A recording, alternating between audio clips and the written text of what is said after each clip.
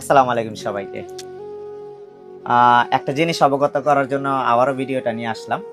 আপনারা জানেন আমি গতকালকে আমার একটি গাড়ি, যেটা আমি নিজে ব্যবহার করতাম, ওই গাড়িটির একটা সেল পোস্ট দিয়েছিলাম। দেওয়ার পর থেকে আলহামদুলিল্লাহ আপনাদের রেসপন্স খুব ভালো আসছিল। খুব ভালো, মারাত্মক আকারে। গতকালকে রাত্রে অনেকগুলি ফোন এসেছে। এর ভিতরে একজন কনফার্ম করে ফেলেছিল মোটামুটি, কিন্তু অ্যাডভান্স করে নাই। আরো অনেকেই কনফার্ম করেছে রাতে, কিন্তু অ্যাডভান্স করে নাই। এই কারণে আমরা আমাদের পেজ আর কি এটা যে সোল্ড আউট হয়ে গেছে এটা জানাইতে লেট হয়েছে। আর অনেকেই ফোন দিয়েছিলেন, হোয়াটসঅ্যাপে হোক ডাইরেক্ট হোক, অনেককে আমরা দাম বলে দিয়েছি এবং সরাসরি যারা ফোন দিয়েছিলেন তাদেরকেও বলে দিয়েছি।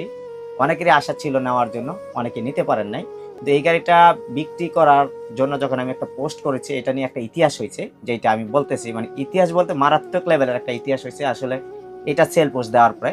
আগে এইটার সাবজেক্ট আমি বলে নিই।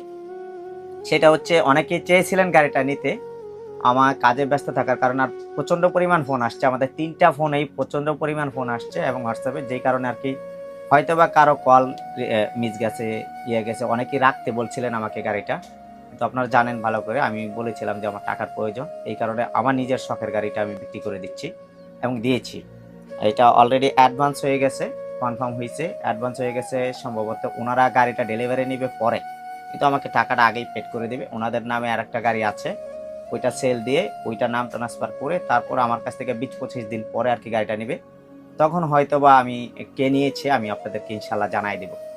এখন যেই জিনিসটা হচ্ছে, অনেকে আবার গাড়ি খুঁজতেছেন, আরও গাড়ি খুঁজতেছেন আমাদের পেজে, কিন্তু এই আমাদের কাস্টমারের ক্লায়েন্টেরই আরও একটা গাড়ি আছে, টয়োটা এই100 1500 সিসির একটি গাড়ি, ম্যানুয়াল গিয়ারের, ফুল মডিফাই। এটা আমরাই মডিফাই করেছিলাম, উনি বছর খানিক আগে মডিফাই করেছিল, বছর দেড়েক আগে। আলহামদুলিল্লাহ খুব যত্ন করে চালাইছে গাড়িটা।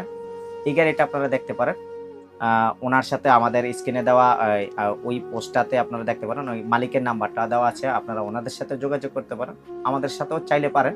কিন্তু সম্পূর্ণ লাইব্রেরিটি ওনারা নেবে, নাম ট্রান্সফার করে কেমনে কি আসে বিষয়, দাম কমানো বাড়ানো, ওটা 6.5 লক্ষ টাকা উনি চাচ্ছে।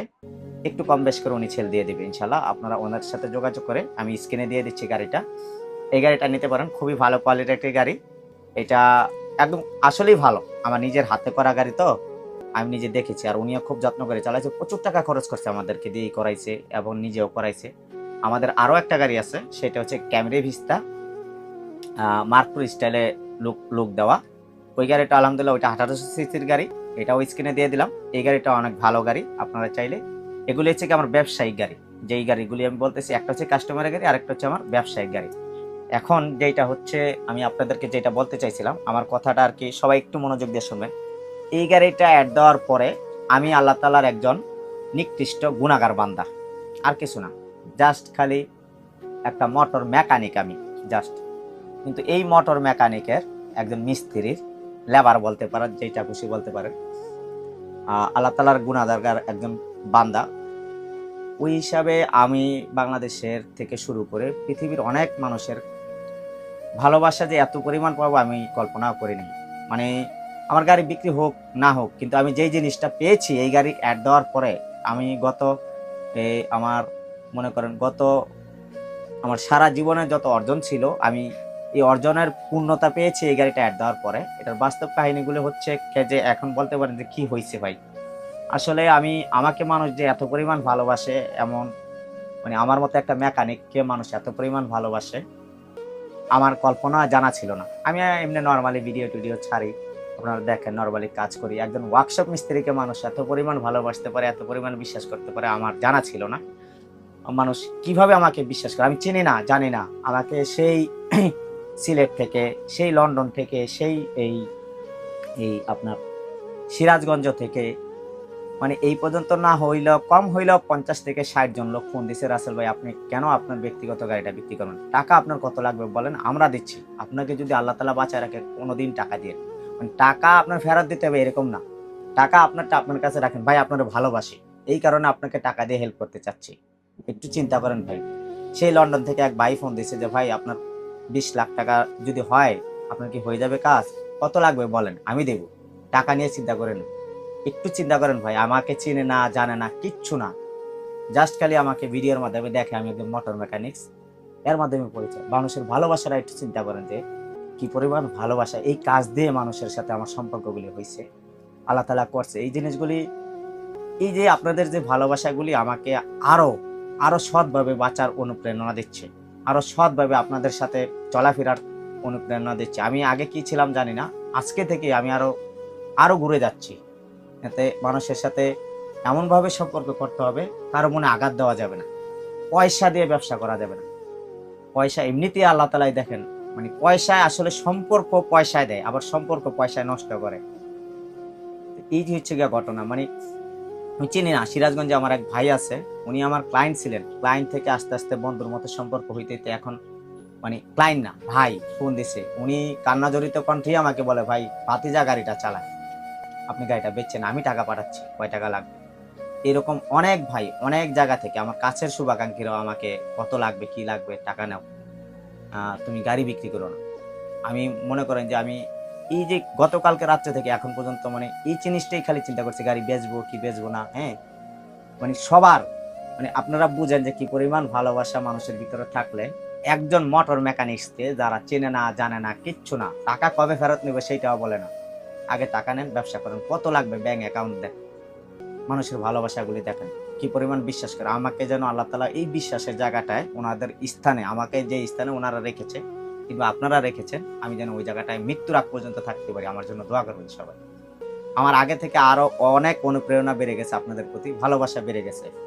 এখন বলতে পারেন যে তারপরও কেন বিক্রি করলেন? আমি ভাই চাই হইছে, আমার চিন্তা ভাবনাটা একটু অন্য ধরনের। যে জিনিসটা আপনি কষ্ট করে পাবেন, ওই জিনিসটার প্রতি আপনার মায়া থাকবে বেশি। যে জিনিসটা আপনার যদি পিছনে ব্যাক টান থাকে, আপনি সফল হবেন। আপনি যখন সহজে কোনো জিনিস পেয়ে যাবেন, ওই জিনিসের দাম থাকবে না।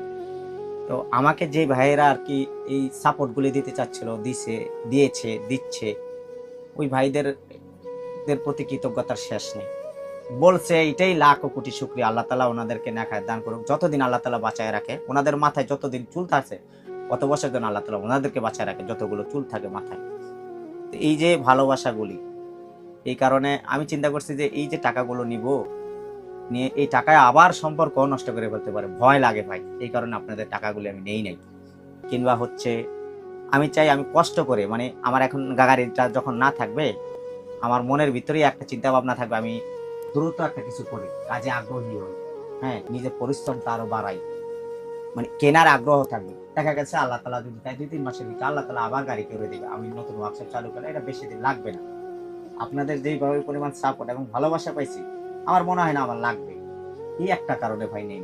আমি চাই যে আমার ব্যাক পেন থাকুক, আমার ব্যাক পেন থাকুক, মানে আমার পিছনে কেউ টাইনা ধরুক, আমি সামনে আগাতে থাকি। এটা হচ্ছে গিয়ে পরিশ্রম করে করতে হবে, যুদ্ধ করে যেতে হবে। এই জিনিসটার একটা মায়া থাকে। যেমন আমার প্রথম গাড়িটা আমার যুদ্ধ করেই কিনতে হয়েছে, খুব পরিশ্রম করে এটা কিনছি।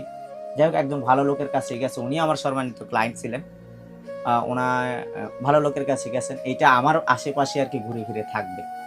আর সবার কাছে ক্ষমা চেয়ে নিচ্ছি, যেই ভাইয়েরা নিতে চেয়েছিলেন দিতে পারি নাই, আমি আমার অন্তর থেকে আপনাদের কাছ থেকে ক্ষমা চেয়ে নিচ্ছি, আমাকে কেউ ভুল বুঝবেন না। আমি চাইছি সবাইকে দেওয়ার জন্য, কিন্তু আমার টাকাটা ইমার্জেন্সি দরকার ছিল, আমার আগামীকালকেই টাকা দরকার ছিল। এই কারণে আর কি এক ভাই সকালবেলা ওনার বউ বাচ্চা নিয়ে আসছিল গাড়িটা নেওয়ার জন্য, খুব সকালে আসছিল। আমি ওই ভাইয়ের কাছেও ক্ষমা চেয়ে নিচ্ছি। ভাই একটা দাম বলে গেছিল, আমি কিন্তু দিতে পারিনি। বাচ্চাটার কথা এখন আমার মনে পড়তেছে যে সকালবেলায় বাচ্চাটা গাড়িতে উঠে গেছিল, আমার ছেলে থেকে একটু ছোট হবে। আমি ওই ভাইয়ের কাছেও ক্ষমা চেয়ে নিচ্ছি, আপনাকে দিতে পারিনি ভাই।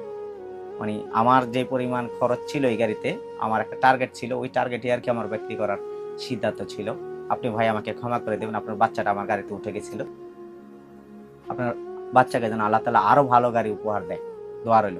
আমার জন্য সবাই দোয়া করবেন, কেউ ভুল বুঝে না। আসসালামু আলাইকুম।